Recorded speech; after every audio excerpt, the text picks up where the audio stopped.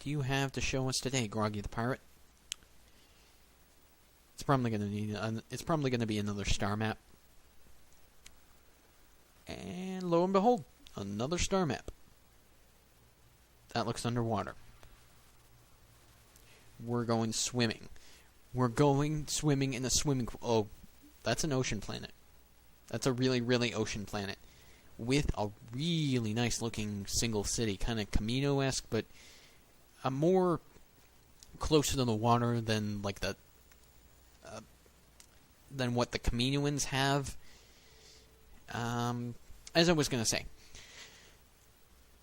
The rule of two, for those who aren't intricately aware of the lore, it's a Sith ideal based upon one master, one apprentice. You know, if you've seen episode 1, it's alluded to in the some of the conversations. Like, there has to be one master and one apprentice in a Sith relationship. It was adopted after the Battle of Rujin, if I recall correctly, as a means of restarting the Order. Okay, so Groggy the Pirate's asking if it looked like the star map was underwater. Yeah, the vision was pretty clear about that.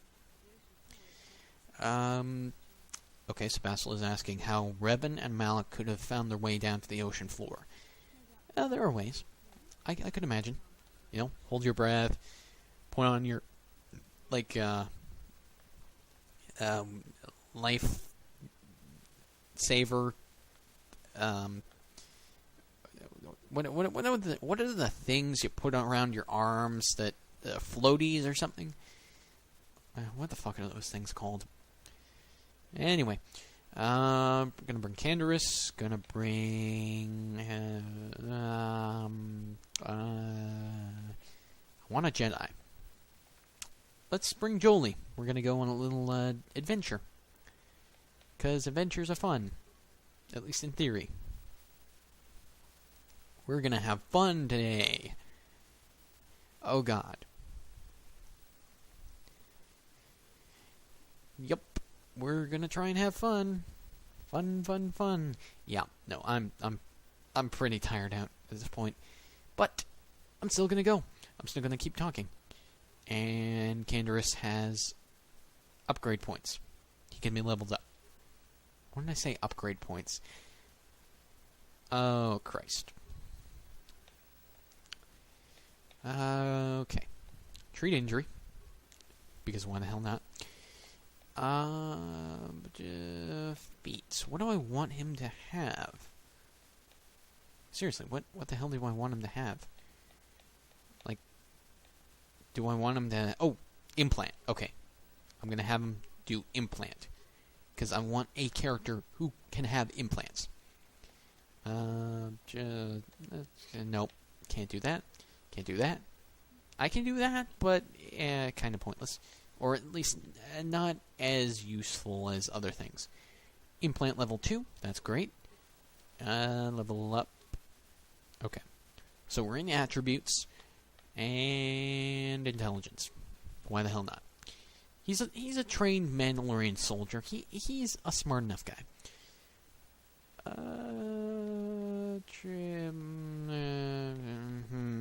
Security. Damn it. Alright, you know what? I'm just gonna save the point. And we're going with the implants anyway. Might as well just keep the ball rolling. Okay. Let's get the fuck out of Dodge. Or let's get the fuck into Dodge, I guess, is appropriate. Docking Bay 26C. Oh, so a Sith soldier and a Republic soldier. They're arguing about something. By the dialogue, it seems like they're discussing some kind of politics or something. The fact that they're only arguing and not ripping each other's guts out is pretty impressive. Says a lot about the place that we're standing. Okay, so they're going on about how they can't really fight. So on this planet, apparently the ruling race, the Selkath, keep things in line. So I guess it's neutral ground. Yeah, I'm going to skip through this just because they're clearly having a pissing contest. I don't want to get in the way of that. Oh, okay, he recognizes us. A bit rude at first, but, you know, it's understandable. Okay, it's fair, you know. I should have announced myself, maybe wore a uniform, or maybe a badge, like a little laminated thing. Why do the Sith upset you so much, kind sir? Damn Sith are everywhere on Manon, pushing us Republic citizens around, trying to goad us into breaking the law somewhere. Why don't you run them off Manon? The Selkath want to maintain their neutrality, so the Selkath are neutral in this fight between the Republic and the Sith. That's good to know. You can't fuck around on this planet, or you're gonna get thrown off, get killed. Basically, whatever the fuck. What's Kolto? Let's try that. What? Kolto? What? I've heard of Bacta, but okay. So this is a powerful healing agent, the most powerful. The reason it's important here is that Kolto is only found naturally on Manon, and all our attempts to synthesize it failed, basically. We sit here on the surface, Selkath harvest. Okay. So, as I understand it, this Kolto stuff is harvested by the Selkath. The Selkaths then sell the Kolto to the Republic and the Sith. Why haven't the Selkath joined the Sith or Republic? Selkaths think that by staying neutral, they can play both sides, selling Kolto to everyone that needs it and making themselves too valuable to be worth conquering. And they threaten to destroy the only natural source of Kolto on the planet. Well, that's kind of dickish. I mean, it's one thing to try and to want to stay out of a fight, but it's another thing to be outright trying to screw people over just so that you don't have to get involved in an argument. Huh. I don't know. It's worth thinking about, at least. I have talked a lot in the past, 10 minutes, and I just realized I don't know what my point was. But, at the moment, Jolie is looking to have a discussion. I will talk to him now. Yes, I would like to talk to you about why you decided to come with me. Let's phrase it like that. He says, I have a fast little ship. This is an interesting comparison. Okay, so he wanted a ride on my ship. That sounds weird. Or I could be in for the free food. Oh, you silly Jolie, you. Yeah. Why are you in on this? Okay, so he's allowed to be enigmatic when he wants to be, and don't go telling him anything otherwise. He seems like a typical cantankerous old man with a lightsaber, so he can fuck you up entirely. Did you annoy this person? I'm getting overwhelmed by both myself and the dialogue. Okay, deep breath. Okay. Is this a comment on my breath? No, but it could be. And Duvian salt tablet would clear that right up, you know. Snarky old man.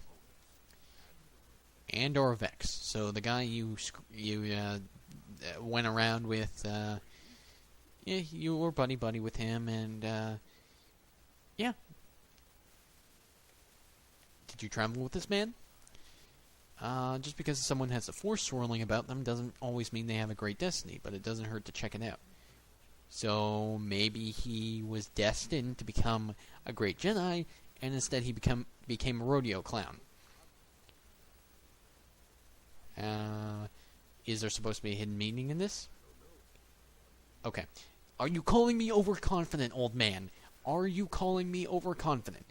Or are you just telling a story about Andor? Are you just a senile old man at this point? Or I should just ignore you. I should just ignore you. You're telling a story about how you were a strapping young lad with a full head of hair. Tell me what the point is. Is it that hair is easy to lose because Groggy the Pirate knows what that's about? He's bald as flip. I'm trying not to swear as much and as loudly in the instance that someone outside can hear me. So he's talking and talking. He's a lovely old man. I'm just moving along. So Andor killed Krat, I take it? Of course he did. Well, I can't assume that. I mean, he could have died trying. Andor decides that his destiny makes him invulnerable and starts making all sorts of demands. Free me now, I'm not answering questions, blah, blah, blah. Don't you know who I am? So he became an arrogant... He became a diva, basically. Krat decides he's had enough and begins crushing Andor's neck. I told the boy he should have kept his mouth shut. I think he agreed too. Or those could have been just gurgling noises. Okay, the story paid off. Krat has enough of Andor and tosses him aside into this giant energy intake shaft. Andor gets sucked in and starts bouncing around, screaming. Andor hit something sensitive on the way down, or just didn't agree with the reactor core. Next thing I know, all the ship's alarms are ringing. You're joking. Everyone panics and I run, barely making it to the ship in time before the explosion. Krat dies horribly, and the Dimians never quite recovered. So your friend dying a horrible death blew up a ship. Well, damn. I hate you, old man. That's the ingratitude of youth for you.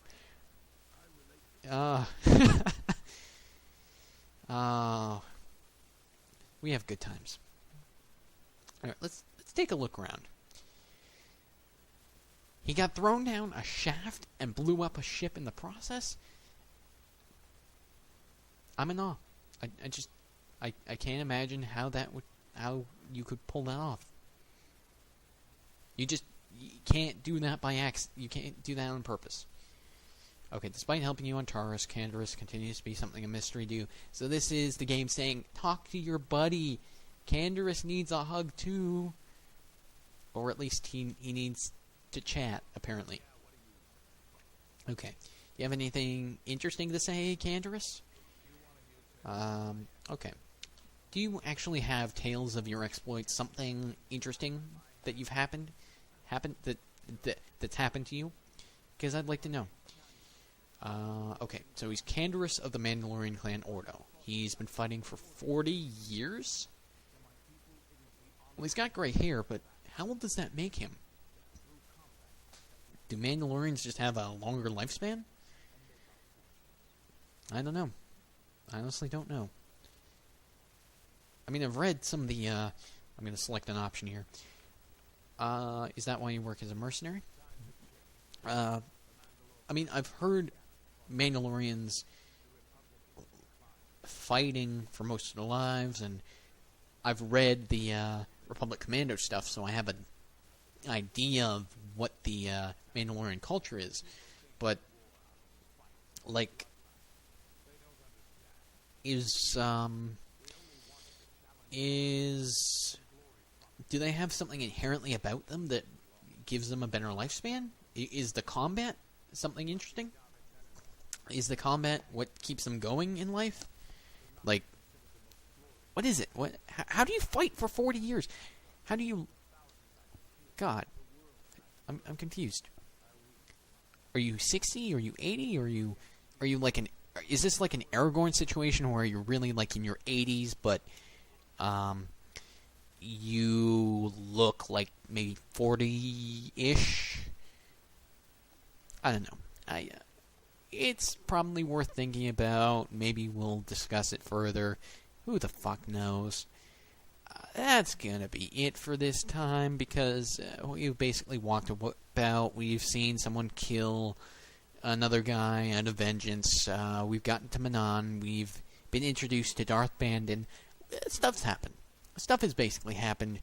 We don't need to push it any further. Next time, we'll get stuff done. You know what? Next time, we'll get shit done. And maybe figure out if Canderous is a kindly old man and Jolie is just the grumpy kind. Maybe old people are more like Canderous than Jolie. I don't know. We'll figure that out next time. I am having trouble with words. Damn.